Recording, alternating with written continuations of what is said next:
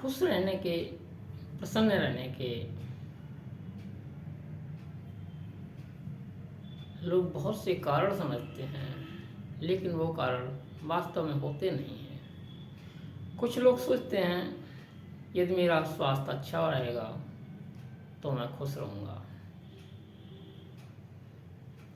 लेकिन जो जिम जाते हैं, बहुत बॉडी बढ़ा रखे हैं, क्या वो पूर्णतः खुश हैं? दूसरी सोच लोगों की होती है, यदि मेरे पास बहुत पैसा होगा, धन होगा, तो हम खुश रहेंगे। जरा धनवानों को देखिए, कितने खुश हैं, रात दिन पैसे के पीछे भागते रहते हैं, समय से सोना नहीं है, समय से खाना नहीं है, तो कहाँ सुख है? सुख के लिए बहुत कुछ होना जरूरी नहीं है। सिर्फ हम जैसे हैं वैसे ही ईमानदारी से रहें, कोई बनावट ना हो, किसी की नकल ना करें, दिखावा ना करें, जैसे हैं वैसे ही हम खुश रह सकते हैं। और हम कैसे हैं, यह है हमारे अतिरिक्त, स्वयं के अतिरिक्त कोई नहीं जान सकता। तो जैसे हैं उसी स्थिति में हम खुश रह सकते हैं। हम बहुत सारे मित्र बना के भी खुश नहीं रह सकते, शत्रुओं का निर्माण करके भी खुश नहीं रह सकते। हम एक साधारण काम धंधा करते हुए भी खुश रह सकते हैं, और एक साधारण मकान में रहते हुए खुश रह सकते हैं। तो प्रसन्नता कहीं बाहर नहीं है, अपने अंदर ही है। उस अपने अंदर को सोचो, उसे देखो, उसे समझो, कहाँ खामियां हैं, कहाँ कमियां हैं, क्या हमारे अंदर दुर्गुण हैं जिनके कारण हम बेचैन हैं, दुखी हैं। उन खामियों को, उन दुर्गुणों को निकालो। हमारा व्यवहार कैसा है दूसरों के प्रति, यदि कटु है तो हम कभी खुश नहीं रह सकते हैं। क्यों कहा है, यदि हम दूसरों का सम्मान करना नहीं जानते, दूसरों का सम्मान नहीं करते हैं, तो हमें सम्मान नहीं मिल सकता। यदि हम दूसरों की निंदा चुगली में लगे रहते हैं, तो हमारा आदर समाज में नहीं हो सकता। यदि हम दूसरों को दुखी करते हैं मन, वाणी, कर्म से, तो हम सुखी नहीं रह सकते। तो हमारे अंदर क्या खामियां हैं, क्या कमियां हैं, हमारा स्वभाव कैसा है, उस स्वभाव को परखें और उसे धीरे धीरे सुधारें। अपनी खामियों को, अपनी कमियों को निकालें और अपनी अच्छाइयों को बढ़ाएं। जो लोग उन्नति करते हैं, हमारे साथी हों, पड़ोसी हों, समाज में हमारे मिलने जुलने वाले हों, अच्छा घर बना लिए, अच्छा व्यापार हो गया, अच्छा बिजनेस है, अच्छे पद पर पहुंच गई, समाज में उनकी प्रतिष्ठा हो गई, तो हम उनसे मृदुता भाव रखें, मतलब खुश रहें। हम अपने मन में जलन, डाह, ईर्ष्या पैदा न करें।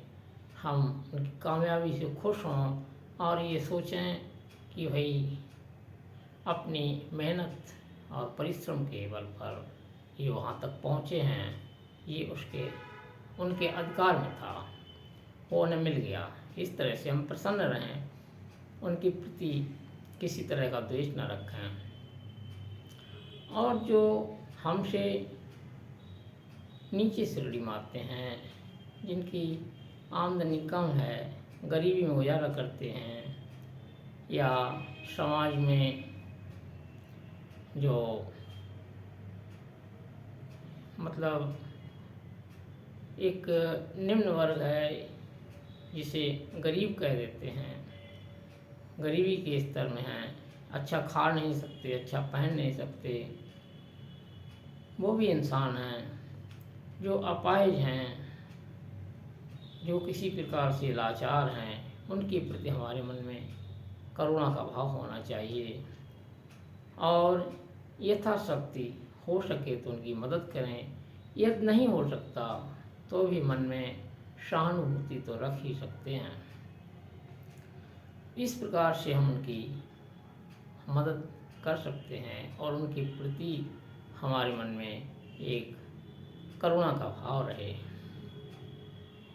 और जो अच्छे लोग हैं, सज्जन लोग हैं, हितकारी लोग हैं, समाज सेवक हैं, समाज को कुछ न कुछ सहायता करते रहते हैं, किसी न किसी प्रकार से लोगों की मदद करते रहते हैं, जो संत हैं, सज्जन हैं, साधु हैं,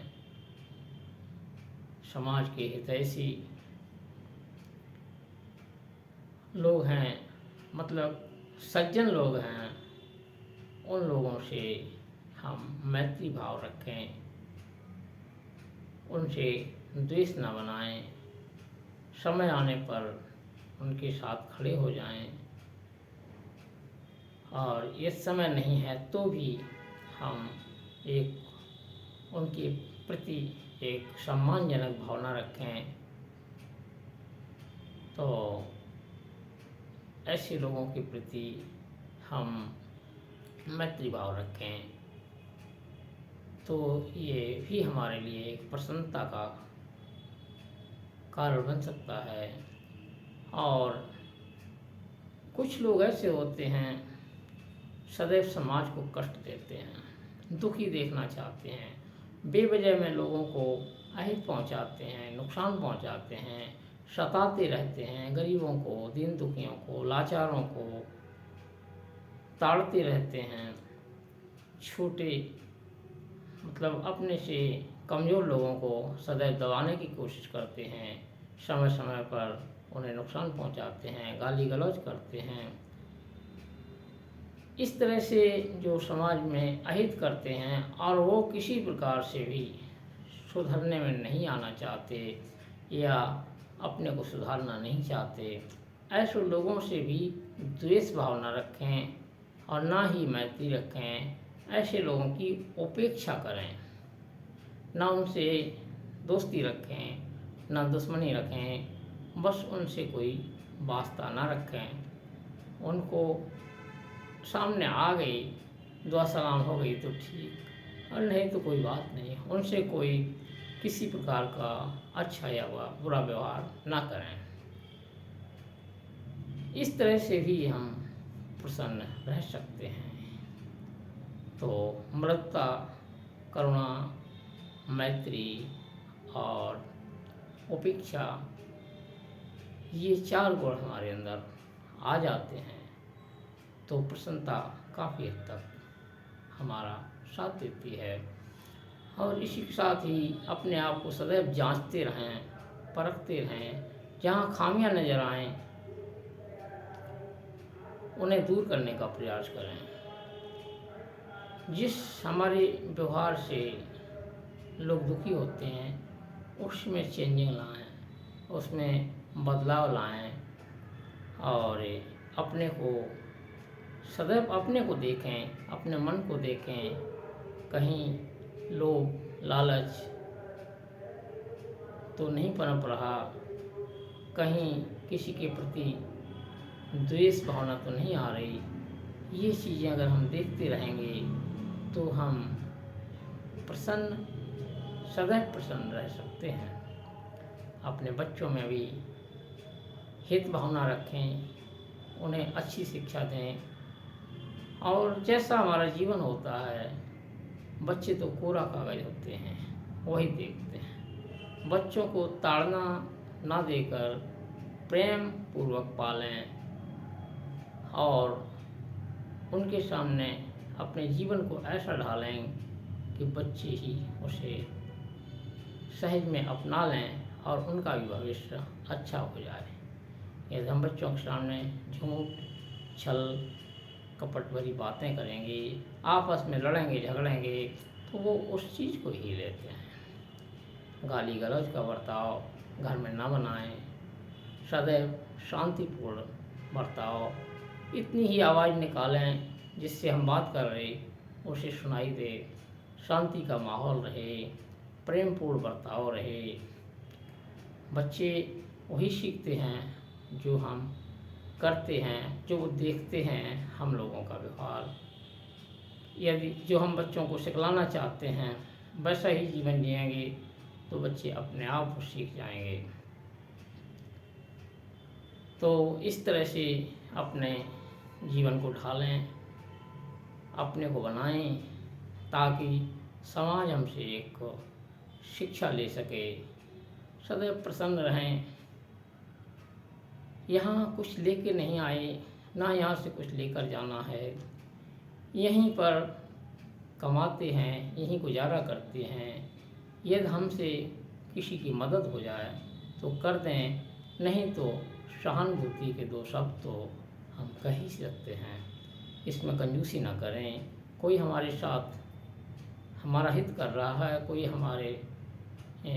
हमारा किसी ने काम कर दिया तो धन्यवाद देना ना भूलें।